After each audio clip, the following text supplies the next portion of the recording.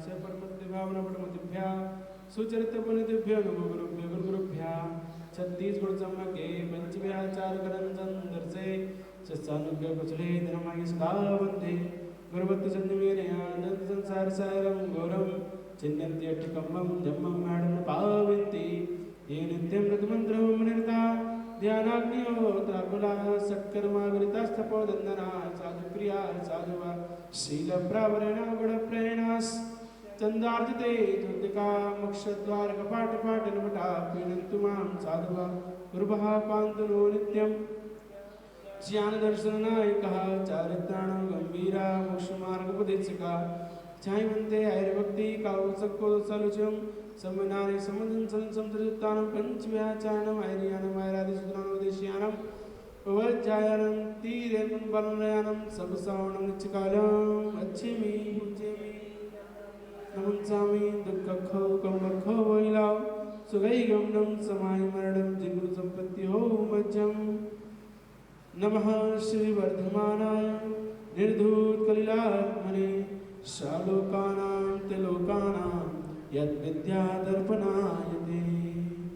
जबले परम पूज्याचार्य समन्त स्वामी महाराज की, परम पूज्याचार्य गुरुश्री विराग सागर गुरुदेव की, परम पूज्याचार्य गुरुश्री विनम्र सागर गुरुदेव की, द्वादश निर्वाणी माता की।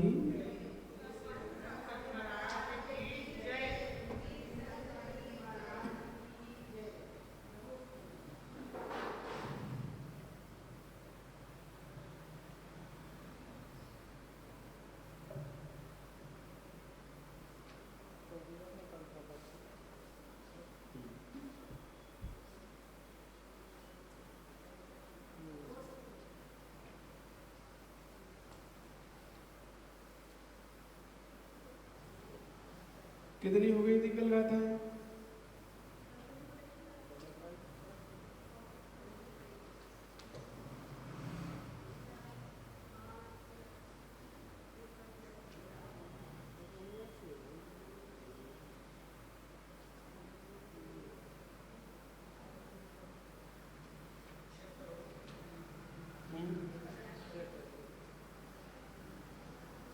हाँ, पापोपदेश नाम का अनदंड व्रत हो गया था। अब इसके बाद हिंसादान नाम का अनदंड व्रत की व्याख्या प्रारंभ होती है कि जो हम जाने अनजाने में हिंसा के ऊपर दान में देकर जीवन में अनदंड कर बैठते हैं, तो किस प्रकार से वह हम समझने का प्रयास करते हैं। परशु कृपाण खनित्रत परशु कृपाण खनित्रत जलनायुध श्रृंगी श्रृंखलादीनां बधहेतूनां दानं हिंसादानं ब्रुवन्ति बुधा। पढ़िए, परशु कृपाण खनित्रत ज्वलनायुध श्रृंगी श्रृंखलादीनां बधहेतूनां दानं हिंसादानं ब्रुवन्ति बुधा। ठीक पढ़ना गया? नहीं आया? क्यों नहीं आया? कहां पे नहीं आया? परशु कृपाण खनित्रत ज्वलनायुध श्रृंगी श्रृंखलादीनां बधहेतूनां दानं हिंसादानं ब्रुवन्ति बुधा। ठीक, तो यहां कह रहे हैं बुधा माने गणधर आदि देव, जो बुद्ध लोग हैं, श्रेष्ठ बुद्धिमान लोग हैं, ऐसे बुद्धजन लोग क्या कह रहे हैं? परशु फरसा, काटने वाला, घास काटने वाला फरसा, कृपाण तलवार, खनित्र कुदाली और फावड़ा, ज्वलनायुध अग्नि, कटार आदि हथियार, माचिस आदि, श्रृंगी सींगी या विष, श्रृंखलादि नाम साखल बांधने वाली आदि, बधहेतूनां हिंसा के कारणों को दान देना हिंसा दान नाम का अनदंड व्रत कहलाता है। कि जो लोग आपके पास आए मांगने के लिए कि हमें आज हमारा कुल्हाड़ी खो गई है, कुल्हाड़ी दे दो, तो हमने दे दिया, नहीं देना चाहिए। क्योंकि वो व्यक्ति इस कुल्हाड़ी से क्या पता क्या करेगा, पेड़ काटेगा या किसी को मारेगा या किसी को बकरी को मारेगा, किस क्या करेगा क्या पता। इसीलिए हमें उसका प्रयोजन पता नहीं है और उसको देने से हमें भी क्या प्रयोजन, हमें भी क्या लाभ मिलेगा, निष्प्रयोजन क्रिया। मंदिर में कुल्हाड़ी का काम, हाँ क्या काम कुल्हाड़ी का मंदिर में, तो वो व्यक्ति अपनी लेके आए, खरीद के लाए, हम अपनी नहीं देंगे। इसलिए क्योंकि हिंसा की चीजें देना एक प्रकार का हिंसा दान नाम का अनुदंड है।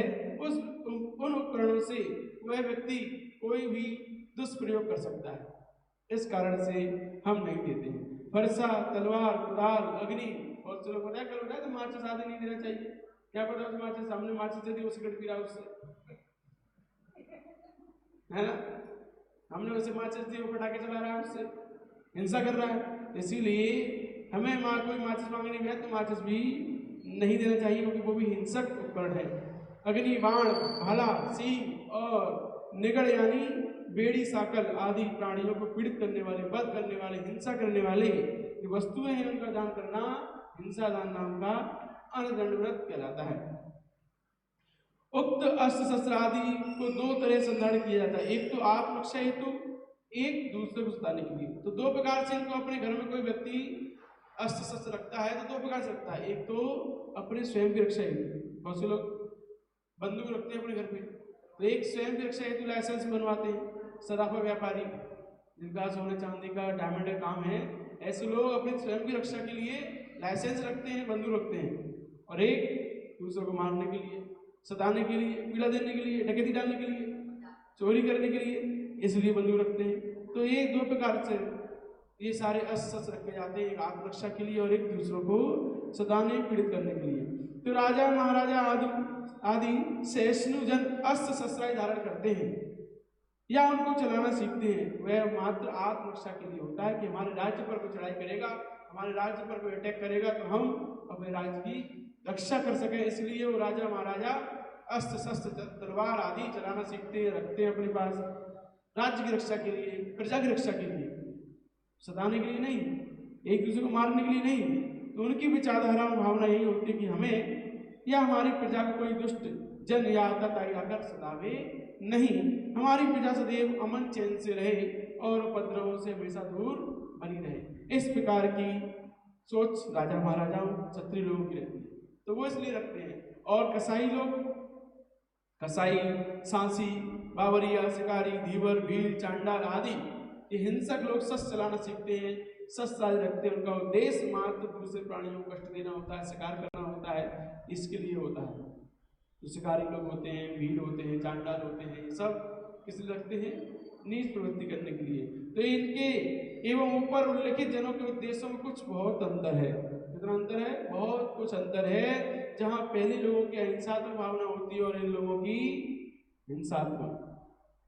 जो लोग आत्मरक्षा के लिए नहीं, दूसरों से सताने के लिए अस्त्र शस्त्र रखते हैं, उनकी भावना किसकी है, सिर्फ और सिर्फ हिंसा की भावना होती है। इसीलिए ऐसे लोगों को कभी भी ऐसे उपकरण नहीं देने चाहिए जिनसे कि हमें हिंसा दान नाम का अनुदंड व्रत का दोष लग जाए। तो इस प्रकार ऐसी हिंसात्मक वृत्ति के धारकों के लिए आवश्यकता पड़ने पर भी उन्हें शस्त्र देना, शस्त्र विद्या सिखलाना हिंसा दान ही है, जो महान अनर्थ को उत्पन्न कराने वाला भी हो सकता है। अतः ऐसे विवेकशील समझदार जनों को ऐसी प्रवृत्तियों से बचना चाहिए। जब द्रोणाचार्य का समय आया था, द्रोणाचार्य के सामने एकलव्य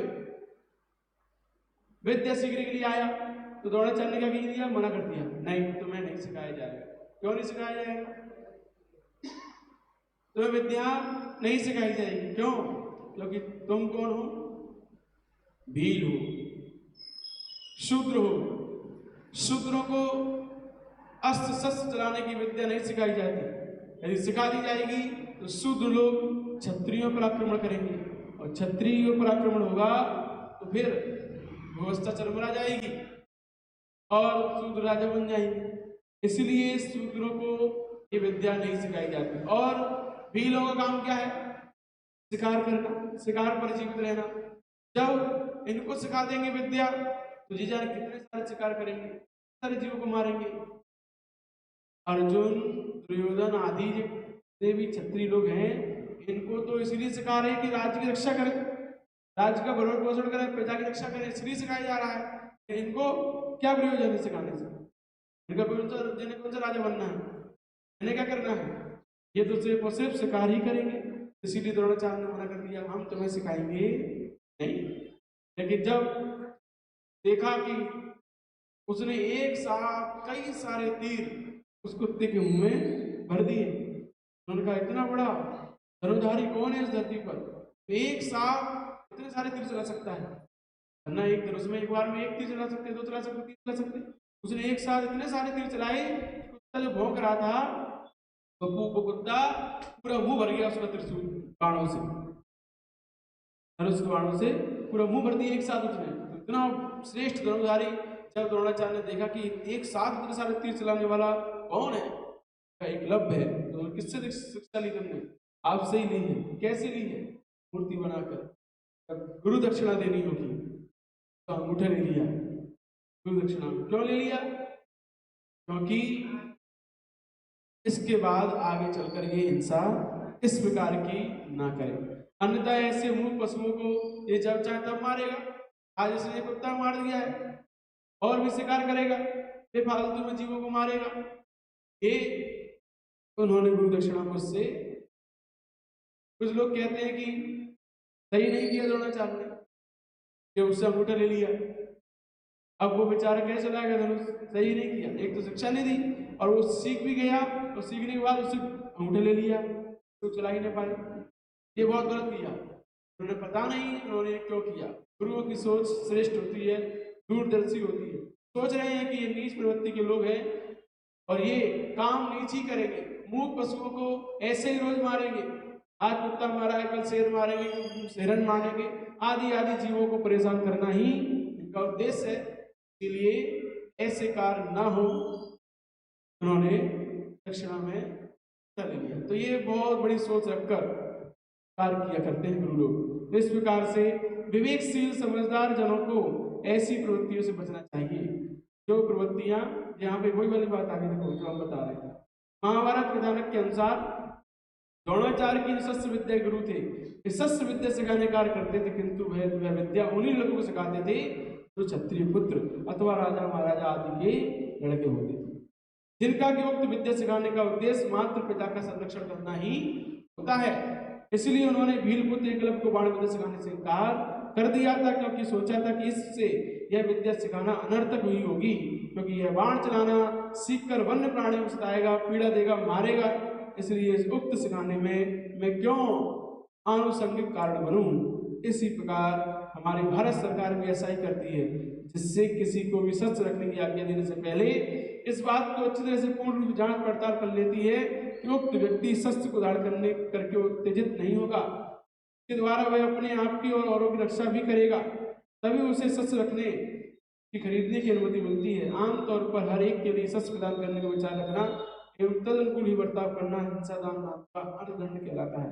जब सरकार किसी को लाइसेंस देती है, बंदूक देती है, तो पहले जांच पड़ताल करती है, व्यक्ति के पास क्यों ले रहा है बंदूक, क्या कारण है, क्या व्यापार है इसका, इस व्यापार में से खतरा है कि नहीं है, तब इसे बंदूक दी जाती है।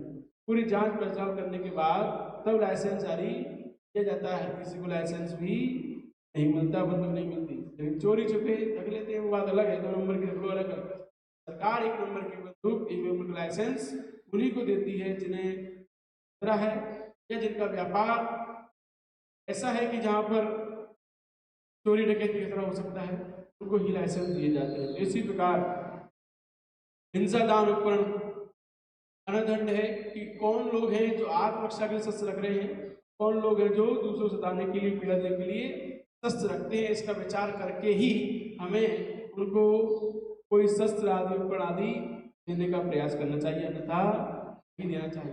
व्यक्ति कौन है, किस प्रकार के कार्य करता है, किस लिए ले रहा है आदि विचार करने के बाद ही उन्हें हम कोई उपकरण दें, अन्यथा नहीं दें।